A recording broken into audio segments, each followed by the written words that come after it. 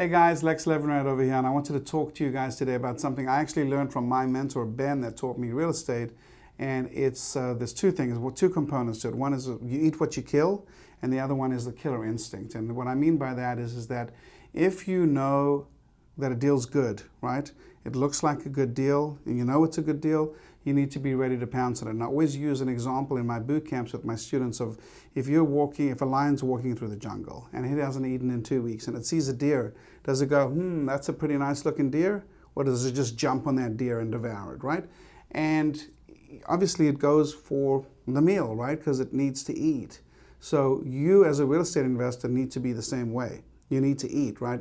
Definition being you need to find deals, right? To feed yourself, to feed your family. So basically, when you see a deal and it looks like a deal, I want you to be like that lion that hasn't eaten for 2 weeks, and I want you to pounce on it real quick and have that killer instinct.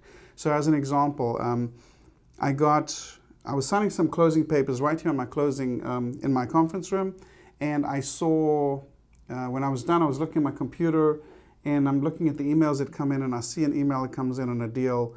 It's a 2-bedroom, 1-bathroom house in a neighborhood where houses go for about 130, 135, and they're asking like 95 for it. And right off the go, I picked up the phone within 5 minutes of getting that email, and I called up the wholesale. I said, hey, can you do 80? Can you do this price? Can you do that price? And I got them to agree to $84,000. I said, send me a contract. I signed the contract right away, wired the deposit. All of this happened within a period of less than 30 minutes, signing the contract and sending the wire.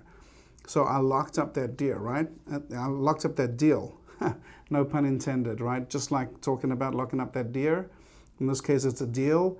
But the thing is, too many people, they move too slowly, you know? So I had a student who was looking for a rental in the same neighborhood, and we put 2 deals out, and 7-10 days went by, and they still hadn't picked up the house, right?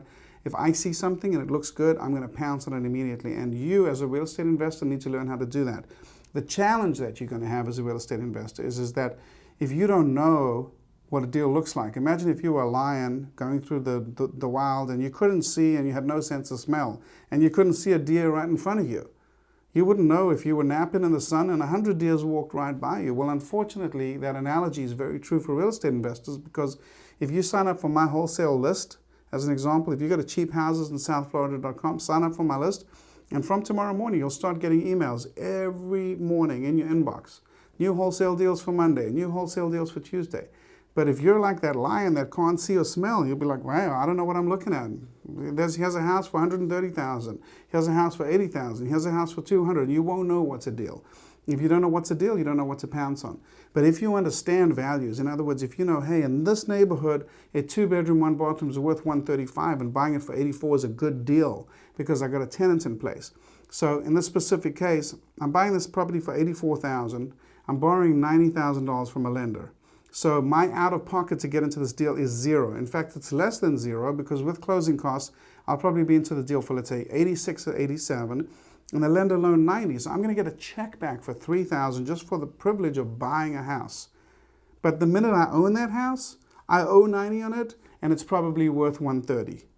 And then I can do lots of things with it. Number one, I can just keep collecting the rent from the tenant, use that rent to pay interest on the loan, which means I now control that asset with someone else's money, right? You do that enough times. Do that with 100 houses. Take 100 houses that you bought that are worth $100,000, even if you used borrowed funds to buy all of those houses, and calculate on a piece of paper right now, if those houses just went up by 10% this year, how much your net worth would go up.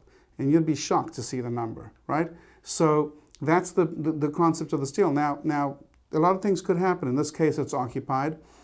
Maybe the tenant doesn't pay on time. Maybe I have to get rid of the tenant. Maybe they do pay on time and we wait it out until the lease expires. When their lease expires, guess what I'm going to do?